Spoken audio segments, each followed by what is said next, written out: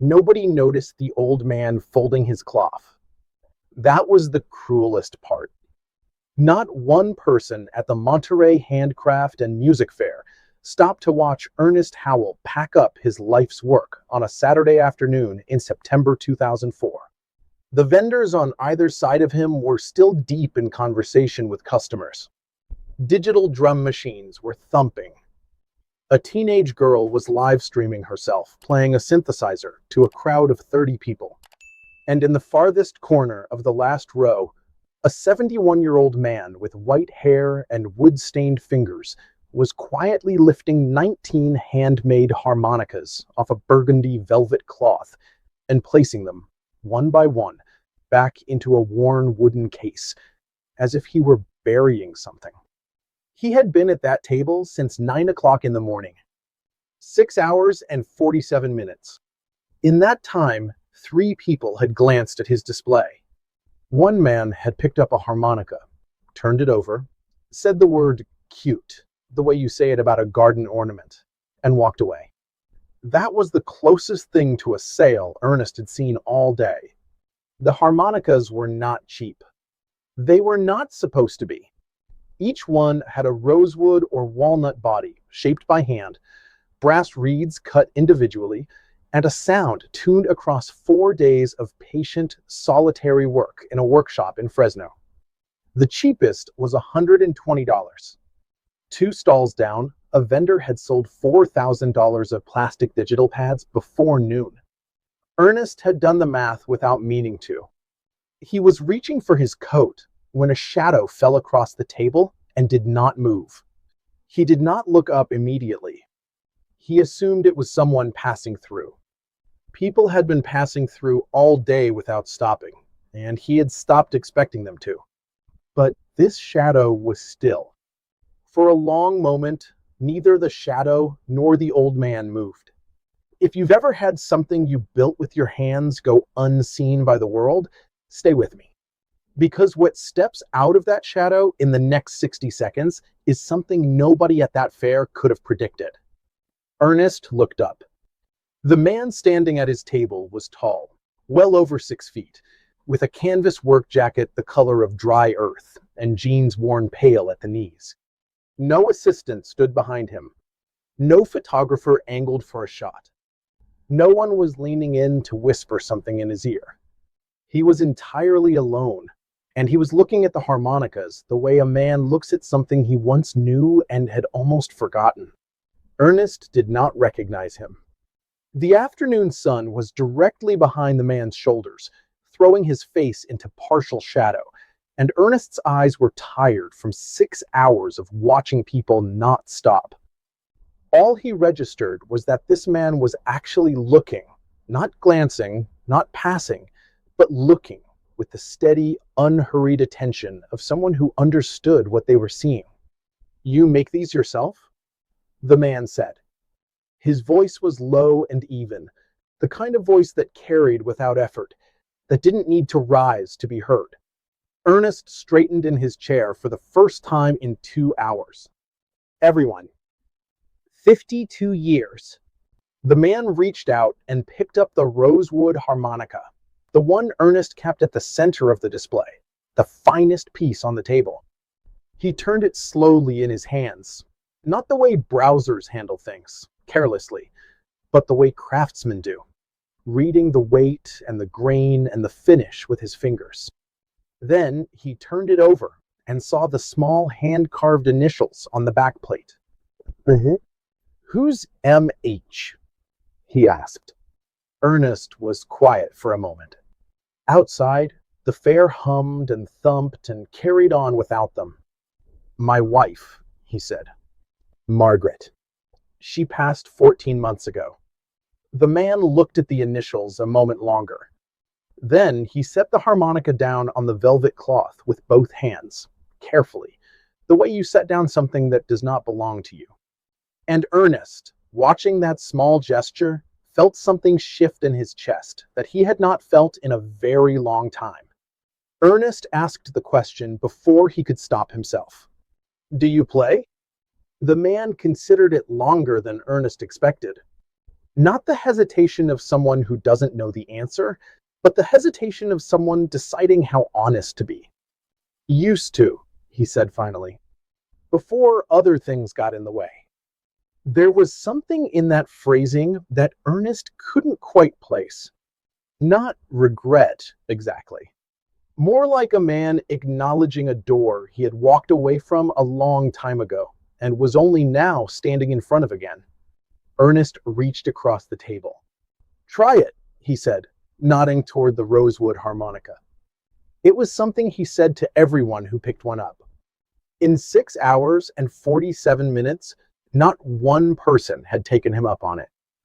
The man picked it up, turned it once in his hand, raised it to his lips. What happened next, Ernest would describe differently every time he told the story for the rest of his life. Sometimes he said the sound was like something from an old western. Wide open land, long roads, the particular ache of distance. Sometimes he said it was closer to a hymn, the kind you hear in a half-empty church on a gray morning, when the words don't matter as much as the feeling behind them. Sometimes he would simply go quiet and shake his head, because the words were never quite right. What he always agreed on was this: the man did not play a scale. He did not noodle or test the reeds or play something cautious and exploratory. He played a complete, fully formed melody, slow, deliberate, and achingly sure of itself, as if the music had been waiting inside that rosewood body for 52 years and had simply been released. The vendor at the neighboring stall stopped talking mid-sentence. A woman walking past with a child on her hip stopped walking. 3 teenagers with headphones around their necks turned toward the sound without knowing why. Within 90 seconds, a crowd had formed, and nobody in it made a single sound. Don't go anywhere, because what this man says to that crowd in the next moment is the reason Ernest Howell's name ends up in a newspaper, and it has nothing to do with Hollywood. Then a man at the back of the crowd said it, half whisper, half disbelief.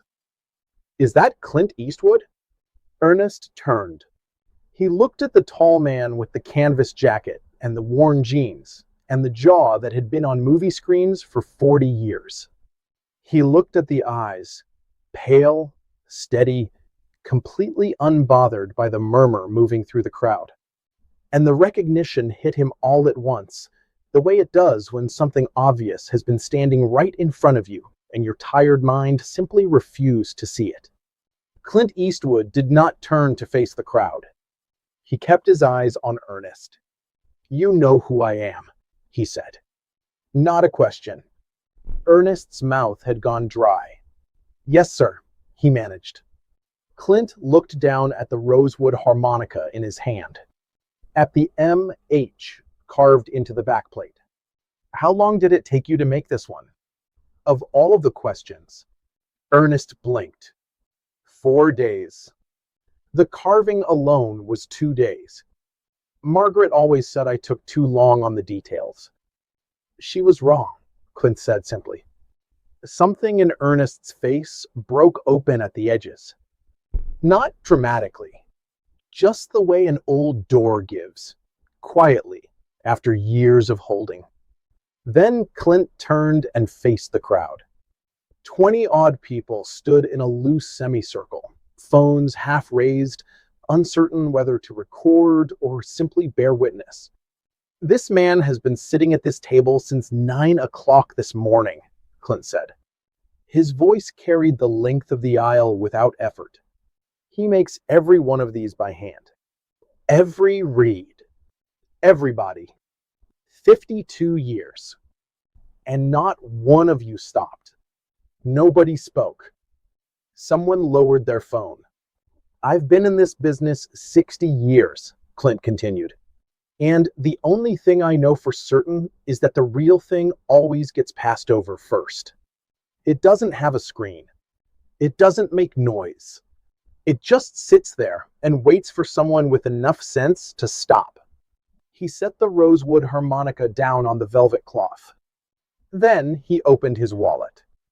"I'll take all 19. Ernest put his hand on the table to steady himself. The crowd was still watching.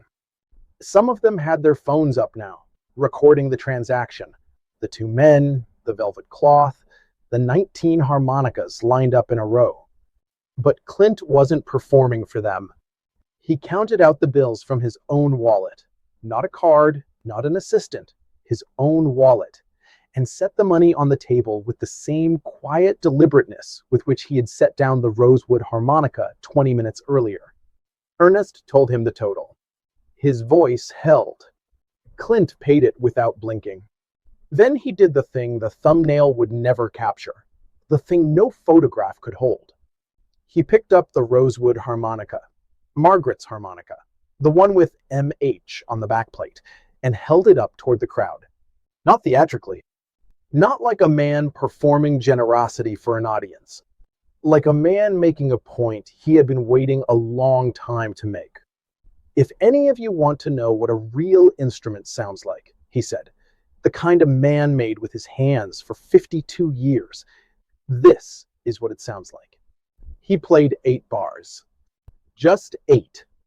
But by the 4th bar, a woman near the front of the crowd was crying, and she could not have told you exactly why. Because it wasn't the melody. It was the fact of the melody, that this sound had been sitting in that quiet corner all day, ignored, while the world moved loudly past it. When he finished, he turned back to Ernest. The crowd was watching, but Clint's voice dropped to something meant only for the two of them. "My father had hands like yours," he said. "He built things his whole life. Nobody much noticed. I noticed." Ernest was not a man who cried easily. He had not cried since Margaret's funeral 14 months ago. But standing at a folding table in the farthest corner of the last row, with Clint Eastwood's eyes on him and 19 harmonicas sold, something long held back finally gave way. Stay with me, because what happens in the next 3 weeks is something Ernest never saw coming. And it begins with a phone call from a number he almost didn't answer. By Monday morning, 6 people who had been in that crowd had told the story. By Tuesday, one of them had written about it online. By Thursday, a journalist from the Monterey County Herald had called Ernest's home number. Ernest almost didn't answer. He thought it was a sales call. He had been getting those since Margaret died. People selling cemetery plots, insurance policies, meal delivery for seniors. Calls that reminded him, efficiently and impersonally, that the world had categorized him as someone winding down. He picked up on the 4th ring. The story the Herald ran was small. 4 paragraphs on page B7. But it contained one detail that caught people and would not let them go.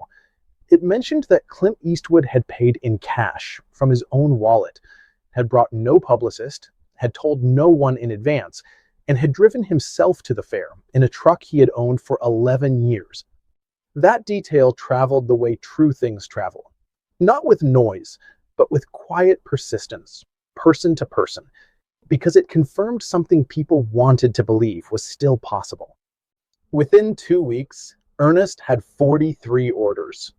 People from Montana, Ohio, Georgia, and Vermont, people who had never been to Monterey, who had never attended a craft fair in their lives, were calling and writing to ask for a handmade harmonica from the man Clint Eastwood had stopped for. Ernest's workshop, silent most evenings for 14 months, was now running past midnight. He had to turn on the small lamp above Margaret's harmonica shelf to see his workbench clearly. He had not turned that lamp on since the week she died. He stood there one night, shavings on the floor, 3 rosewood bodies drying on the bench, and looked up at the shelf. 23 harmonicas. Every one he had ever made that she had loved enough to keep. He thought about what Clint had said. About his father. About hands. About building things nobody noticed. He thought about Margaret saying, every single time he finished a new instrument, Someone is going to find these, Ernest. The real thing always gets found. He had never fully believed her while she was alive. Standing under that lamp at midnight, with 43 orders on his desk and rosewood dust on his hands, he believed her now. Ernest Howell passed away in March 2011 at the age of 78. He was in his workshop when it happened. The lamp above Margaret's shelf was on. By then, he had filled every one of those 43 orders and several hundred more. By then, a young man named Daniel, 23 years old when Ernest took him on, patient-handed and quietly serious, had spent 3 years learning everything Ernest knew. The rosewood, the walnut, the brass reeds cut by hand, the 4-day carving that Margaret had always said took too long. Ernest taught him all of it, not as technique, but as responsibility, as something that had to be carried forward, or it would simply cease to exist in the world. Daniel still makes harmonicas today. He works from the same Fresno workshop, at the same bench, under the same lamp. He signs each instrument on the backplate with small hand-carved initials. E.H., not his own. Ernest Howell's. Not as branding, not as marketing, but as the only honest answer to the question of where these instruments come from and whose hands first understood how to make them. There is a shelf on the wall above his workbench. It holds 24 harmonicas. 23 of them came from Ernest's home after he died, every instrument Margaret had ever loved enough to keep. The 24th is the rosewood one, with M.H. carved into the backplate. The one Clint Eastwood played at the Monterey Fair in September 2004.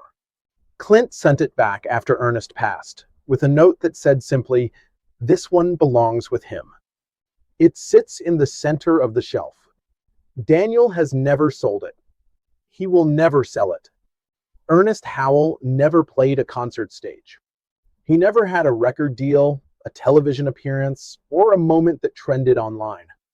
He had a folding table, a burgundy cloth, and 52 years of work that a world moving too fast nearly walked right past forever. It took one man stopping to change everything.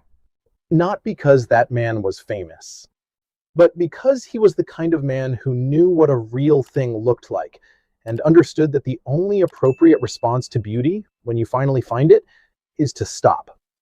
If this story stayed with you, share it with someone who still builds things with their hands and wonders if anyone will ever notice.